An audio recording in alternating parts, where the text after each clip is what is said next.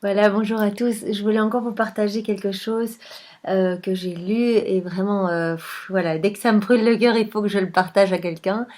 Euh, En fait, je sais pas si vous vous rappelez, il y a quelques jours, dans une vidéo, on avait lu ensemble un passage du livre du ciel où Jésus expliquait vraiment que lorsqu'une créature faisait un acte dans la divine volonté, eh bien, il prononçait lui-même les paroles de la consécration sur notre âme. Et donc, on devenait, que chaque acte dans la divine volonté devenait un peu comme une hostie et que nous devenions une hostie vivante pour Jésus. Eh bien, j'ai trouvé un autre passage ce matin, donc toujours dans le tome 12, 6 février 1919. Comment l'âme peut offrir des hosties à Jésus. Alors je vous le lis, parce que vraiment ça sera tout court, mais c'est magnifique et c'est important de comprendre cela. Je me fondais totalement dans mon doux Jésus, donc c'est toujours Louisa qui parle, faisant tout ce que je pouvais pour entrer dans sa divine volonté, dans le but de m'attacher à mon amour et de lui faire entendre mon cri continuel pour lui ramener des âmes. Je voulais greffer mon amour petit et temporel à son amour infini et éternel, voulant par là lui donner un amour infini, des réparations infinies, et me substituer à tous, comme il me l'a enseigné. Donc vraiment, quand on fait des actes dans la divine volonté, on unit notre tout petit amour, nos petites souffrances, toutes nos petites choses, toutes les petites choses de notre vie, on les unit aux choses immenses et magnifiques et aux actes uniques et éternels de Jésus, et donc tout prend une proportion divine. Pendant que je faisais ainsi, mon Jésus vint précipitamment et me dit: Ma fille, j'ai très faim. Puis il sembla prendre dans ma bouche de petites balles blanches et les manger. Puis, comme s'il voulait satisfaire sa faim complètement, il entra dans mon cœur, et de ses deux mains prit plusieurs miettes, petites et grandes, et les mangea avidement. Puis, comme s'il avait assez mangé, il s'appuya sur mon lit et me dit: Ma fille, quand l'âme s'immerge dans ma volonté et m'aime, elle m'emprisonne dans son âme. Par son amour, elle dresse les éléments qui m'emprisonnent et forme une hostie pour moi. Donc, lorsque l'on s'immerge dans sa volonté et que l'on fait nos actes dans sa volonté, eh bien, nous dressons les éléments pour emprisonner Jésus et former une hostie en nous. En souffrant, en faisant des réparations, donc tout ce que nous faisons lorsque nous faisons des actes dans la divine volonté et des actes de réparation, tout cela forme des hosties pour me donner la communion et pour que je puisse me nourrir d'une manière divine, digne de moi. Aussitôt que je vois les hosties formées en la créature, je vais les prendre pour m'en nourrir et satisfaire ma faim insatiable, ma faim de recevoir amour pour amour des créatures. Oui, Jésus est affamé de notre amour. Et lorsqu'il voit voilà qu'une créature agit pour lui, par lui et en lui, qu'une créature veut vraiment tout faire avec Jésus dans sa divine volonté, eh bien, il prononce les paroles de la consécration dans l'âme de cette personne et tout devient comme des petites hosties pour Jésus. Donc il peut s'en nourrir et en fait ça va permettre vraiment de soulager son âme blessée par toutes les offenses qu'il reçoit.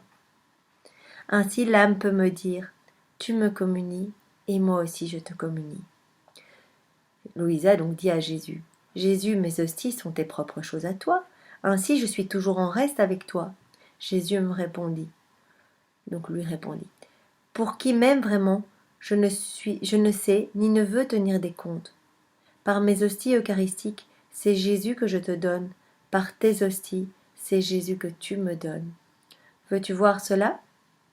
Louisa lui répond oui, et donc va pouvoir voir vraiment ce qui se passe dans son âme lorsqu'elle fait un acte dans la divine volonté.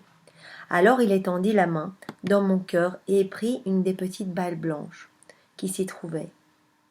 Il la brisa pour l'ouvrir, et de l'intérieur, il en sortit un autre Jésus. Puis il dit: As-tu vu comme je suis heureux quand la créature me communie? Fais-moi beaucoup d'hosties, et je viendrai me nourrir en toi. Tu renouvelleras pour moi le contentement, la gloire et l'amour que j'ai éprouvé lorsque j'ai institué l'Eucharistie, lorsque je me suis institué moi-même en fait. Jésus, quand il s'est institué à la dernière scène, quand je me suis communié moi-même. tout ce que Jésus a fait, a prié, a réparé lorsqu'il s'est communié lui-même, eh bien il le revit lorsque nous accomplissons un acte dans sa divine volonté, aussi petit soit-il.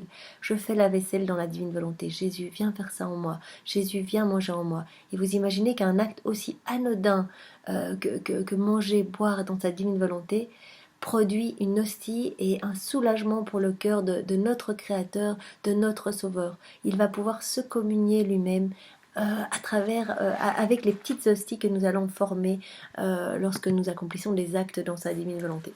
Donc je vous invite vraiment à persévérer, à demander la divine volonté et à essayer jour après jour, même si on a l'impression qu'on fait les choses et que c'est pas vraiment ça la divine volonté, eh bien il suffit de le demander et d'avoir la volonté, Jésus fera le reste. Vous savez, quand on demande Jésus fais ça en moi, je prie dans ta divine volonté, je mange dans ta divine volonté, je veux faire tout dans ta divine volonté, eh bien c'est lui qui va s'occuper de tout et qui rendra toutes nos actions divines, et c'est lui qui prononcera la parole de consécration sur notre âme et changera toutes nos actions en petites hosties vivantes avec lesquelles il va pouvoir vraiment se nourrir et apaiser sa faim cruelle d'amour. En fait, il a faim et soif de notre amour. Alors il y avait un autre passage dans le tome 16, le 5 novembre 1923, où Jésus donc dit ceci: le don de la divine volonté établit dans l'âme non la vie mystique de la grâce, mais la vraie vie et la vraie présence de Jésus, plus même que dans l'Eucharistie. Donc encore plus, Jésus vient vraiment à l'intérieur de nous. Louisa donc dit ceci: je vis dans l'hostie. Non, c'est Jésus qui dit ceci. Donc voilà. Il dit que lui, il vit dans l'hostie, donc dans le Saint-Sacrement. Mais l'hostie ne lui donne rien, aucune affection, aucune palpitation, pas même un petit je t'aime. C'est comme si j'étais mort dans l'hostie. J'y reste seul sans l'ombre d'un échange, et de ce fait mon amour est presque impatient de sortir, de briser cette glace, de descendre dans les cœurs pour trouver en eux cet échange que l'hostie ne sait pas me donner. Quand il est enfermé vraiment dans l'hostie, dans le Saint-Sacrement, bien Jésus souffre de ce manque d'amour, de réciprocité d'amour. Tu sais où je trouve ce véritable échange d'amour, cette réciprocité? Dans l'âme qui vit dans ma volonté. Quand je descends dans cette âme, je triomphe des accidents de l'hostie, parce que je trouve là des accidents plus nobles qui me sont beaucoup plus chers encore. Je trouve non seulement la vie en soi, mais je trouve vie pour vie. Je n'y suis plus seule, mais avec ma plus fidèle compagne. Donc nous devenions vraiment, de par notre volonté à vivre dans la volonté de Jésus, nous devenons les plus fidèles compagnes de Jésus, et il trouve vraiment un réconfort à venir dans notre âme pour pouvoir vivre cette réciprocité d'amour. On a vu dans le premier texte qu'il vient vraiment se nourrir comme des petites hosties qui apaisent sa faim d'amour, sa soif d'amour. Nos désirs ne font plus qu'un. Nous sommes deux cœurs palpitant ensemble. Nous aimons à l'unisson. Ainsi je reste en cette âme et j'y établis ma vie comme je le fais dans le très saint sacrement. Donc il est tellement bien dans l'âme qui vit dans la divine volonté, et bien qui s'y établit, comme dans le saint sacrement. Vous imaginez, Jésus vient vraiment s'établir dans notre cœur, et il reste longtemps, il y reste, et il veut tout faire en nous. Sais-tu quels sont les accidents que je trouve dans l'âme qui vit dans ma volonté? Ce sont les actes qu'elle accomplit dans ma volonté, qui, plus que des accidents, se déploient autour de moi et m'emprisonnent dans une noble et divine prison. Tous les actes que nous faisons dans la divine volonté viennent de manière toute douce et amoureuse envelopper Jésus comme dans des chaînes d'amour, et il ne peut pas partir de notre cœur. Il se sent tellement bien, il dit voilà, c'est comme une divine prison. En fait, c'est comme mon palais, un palais royal pour moi. C'est fou, quoi. Dieu qui dit ça de nous, alors que nous sommes des simples créatures bourrées de péchés, eh bien nous pouvons tous l'inviter dans un palais royal, dans un palais, vraiment faire de notre âme une demeure digne de Dieu en vivant dans sa divine volonté, parce que lui-même viendra tout arranger et c'est lui qui fera tout le boulot, en fait. Et ceci parce que les actes réalisés dans ma volonté illuminent l'âme et la réchauffent plus qu'un soleil. Comme je me sens heureux de vivre dans cette âme, parce que je m'y sens comme dans mon céleste et royal palais. Eh bien, rendons heureux Jésus et invitons-le dans notre âme. Regarde-moi dans ton cœur, comme je suis content, comme je me réjouis et expérimente les joies les plus pures. Louisa dit à Jésus, mon bien-aimé Jésus, est-ce bien d'une chose nouvelle et singulière dont tu me parles? Cette vie que tu vis en celui qui vit dans ta volonté, est-ce que c'est pas plutôt la vie mystique, comme tu la vis dans tous les cœurs qui possèdent ta grâce, donc comme dans tous les cœurs de tous les saints, etc., tous ceux qui possèdent vraiment la grâce? Louisa demande, est-ce que ce que tu m'enseignes maintenant, est-ce que c'est pas ce que je connais déjà, les âmes qui vivent vraiment dans tes grâces et dans tous les saints que nous connaissons, eh bien, tu devais vivre probablement dans leur cœur.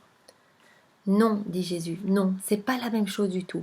Il ne s'agit pas de la vie mystique comme pour ceux qui possèdent la grâce sanctifiante, sans que tous leurs actes soient identifiés à ma volonté. Ceux-là n'ont pas la matière nécessaire pour former les accidents qui m'emprisonnent et me retiennent comme dans l'hostie. Les personnes qui vivent dans la grâce, les saints que nous connaissons, n'avaient pas cette possibilité, ne connaissaient pas encore la divine volonté. Et par voilà tous leurs actes bienveillants, leurs demandes, leurs prières incessantes, ils arrivaient à vivre dans la grâce. Mais ce n'était pas la même chose que les actes faits dans la divine volonté qui emprisonnent Jésus. Il ne peut pas faire autrement. Il est emprisonné comme dans l'hostie. C'est la même chose que dans le Saint-Sacrement. Donc dans notre cœur. C'est fou. C'est vraiment, moi, ça me donne envie de faire tout dans la divine volonté. Quoiqu'ils possèdent ma grâce, je suis en eux en vertu de cette grâce, mais pas réellement comme dans l'hostie. C'est pas la même chose. Louisa dit, mon amour, comment se peut-il que tu vives réellement dans l'âme qui vit dans ta volonté? Jésus répond, ma fille, est-ce que je ne vis pas dans l'hostie sacramentelle en toute vérité, avec mon corps, mon âme, mon sang et ma divinité? Ceci vient de ce qu'il n'y a pas dans l'hostie de volonté qui s'oppose à la mienne. Il peut vivre parfaitement dans l'hostie parce qu'il n'y a pas une volonté propre qui repousse tout le temps les grâces des inspirations. Si je trouvais dans l'hostie une volonté s'opposant à la mienne, je ne vivrais pas une vie réelle et durable en elle. C'est pas possible. S'il rencontre une volonté propre, il ne peut pas s'installer définitivement. C'est d'ailleurs la raison pour laquelle les accidents sacramentaux sont consumés quand les créatures me reçoivent, parce que je ne trouve pas en elles une volonté humaine unie à la mienne, une volonté qui peut acquérir la mienne. Eh bien donc Jésus va venir dans le cœur lorsque nous le communions à la messe, mais va rester un petit peu, mais ne pourra pas rester longtemps, parce qu'il va rencontrer notre volonté propre et qu'à un moment, ben voilà, on va retourner dans notre petite vie et il va devoir sortir de notre âme. Il ne pourra pas s'y établir parce qu'il y a toujours cette volonté propre remplie de vices et c'est pas possible pour lui de s'établir au sein de notre volonté propre. Donc à la place, dans les cœurs, je trouve une volonté qui veut agir, opérer par elle-même. Aussi, je fais ma petite visite et puis je repars. Au contraire, chez l'âme qui vit dans ma volonté et la sienne ne font qu'un. Vous avez bien vu, on demande à Jésus de tout faire en nous et c'est lui qui va agir en tout, dans nos paroles, dans nos actions, dans nos pas. C'est lui qui va venir tout faire, tout va être divinisé par lui. Il n'y a même pas d'effort à faire, Jésus vient faire ça en moi. Si, il y a un effort très important à faire, c'est de se rappeler de l'appeler. C'est un martyr de l'attention, comme on a vu dans toutes les méditations avec Marie. Elle a dit que c'était vraiment le plus grand des sacrifices que de se rappeler à chaque seconde de donner notre vie à Jésus. Jésus, je m'abandonne à toi, c'est à toi d'y penser. Jésus, j'ai confiance en toi. Je comprends pas bien cette situation. Viens la gérer en moi. Jésus, viens au travail avec moi. C'est toi qui viens faire ce contrat en moi. Tout va devenir divin. Jésus va venir vraiment insuffler sa lumière dans toutes nos actions, dans toutes nos paroles. C'est lui qui fera tout. Moi, j'adore l'idée de m'abandonner complètement dans les bras de mon Père et qui gère tout pour moi. Je sais que lui, il veut le meilleur pour chacun, qu'il veut tous nous rendre saints. Eh bien, faisons-lui confiance et confions-lui nos vies. Il y a pas quelqu'un qui fera mieux que Jésus, que le Père, que le Saint-Esprit. Voilà, ils veulent sauver notre âme, ils veulent vraiment utiliser notre vie pour leur gloire. Eh bien, donnons-leur notre vie. Je peux faire beaucoup plus donc dans les personnes qui vivent dans la divine volonté. Beaucoup plus en elles que ce que je fais dans l'hostie. Beaucoup plus parce que j'y trouve des palpitations, de l'affection, un échange et un bénéfice que je ne trouve pas dans l'hostie. Rappelez-vous, Jésus a dit, moi, je peux rester dans l'hostie longtemps et réellement parce qu'il n'y a pas de volonté propre et donc quelque part je ne suis pas chassée par une volonté propre, mais maintenant je me sens très seule dans cette hostie parce qu'il n'y a pas la réciprocité d'amour, c'est une matière matérielle, tandis que dans le cœur d'une âme, voilà, dans le cœur d'une personne qui vit dans la divine volonté, qui souhaite vraiment faire plaisir à Jésus, bien Jésus peut s'établir et trouve encore plus que dans le Saint-Sacrement. Parce qu'il y a nos battements de cœur, il y a notre désir de l'aimer, et même malgré toutes nos faiblesses, si on lui demande de les sanctifier, eh bien, il vient venir le faire. Parce qu'il se sent bien, il peut unir ses battements de cœur aux nôtres. Ma vraie vie est essentielle à l'âme qui vit dans ma volonté. Sinon, elle ne vit pas vraiment dans ma volonté. Ah, tu ne veux pas comprendre que la sainteté dans ma volonté est une sainteté toute différente des autres saintetés. Mis à part les croix, les mortifications et les actes inéluctables de la vie terrestre, qui réalisés dans ma volonté embellissent l'âme bien davantage. La vie dans ma volonté n'est rien d'autre que la vie des bienheureux du ciel. Eh bien, ce que Jésus nous propose en nous offrant sa divine volonté à travers tous ces enseignements du livre du ciel, où il nous donne vraiment les clés pour vivre le paradis ici, sur la terre. Jésus nous le rappelle ici dans ce volume 16, je vous donne la possibilité de vivre, dans la divine volonté, de vivre ce que les bienheureux vivent dans le ciel. Ils vivent dans ma volonté et en vertu même de cette volonté. Ils m'ont chacun pour eux-mêmes, comme si j'étais pour eux tout seul, pour eux seulement, vivant vraiment et non mystiquement en chacun d'eux. Vous voyez la différence avec les saints d'avant, qui avaient Jésus mystiquement. Nous, ceux qui arrivent à vivre la divine volonté, c'est pas encore gagné, mais je pense qu'à force de le demander, Jésus finira par nous la donner. Eh bien, Jésus promet de venir vivre réellement et non plus mystiquement. Mais c'est fou. Enfin, moi, je suis émerveillée par ce cadeau. En fait, j'ai envie tout le temps de le partager. Et voilà, c'est magnifique. On ne pourrait parler de la vie du ciel si ceux qui la vivent ne m'avaient pas en eux avec ma vraie vie. Oui, on parle de la vie du ciel parce que chaque saint, chaque bienheureux a pour lui tout seul Jésus. Vraiment, il va être comblé, rempli de la présence de Dieu, réel, pour lui tout seul.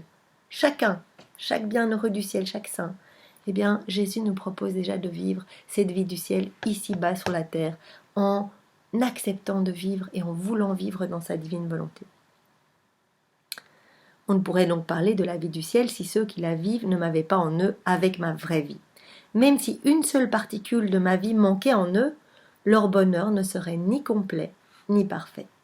Ainsi, pour celui qui vit dans ma volonté ne serait ni pleine ni parfaite en lui, si ma vraie vie lui manquait de quelque façon. Donc Jésus se propose de venir complètement, pas 95%, 100%, lui, tout seul, pour nous. C'est magnifique. Il est vrai que ce sont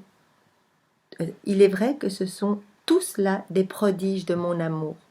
En fait, il s'agit ici du prodige des prodiges. C'est le miracle des miracles. Que ma volonté a gardé en elle-même jusqu'à maintenant et qu'elle veut, à cette heure-ci, faire connaître sur la terre pour que soit accompli le dessein premier de la création de l'homme. Ce que Dieu a voulu pour l'homme, il nous le redonne maintenant. Nous nous sommes coupés de Dieu, nous avons traversé des tribulations, des abominations de par notre volonté propre et notre volonté de nous séparer de Dieu.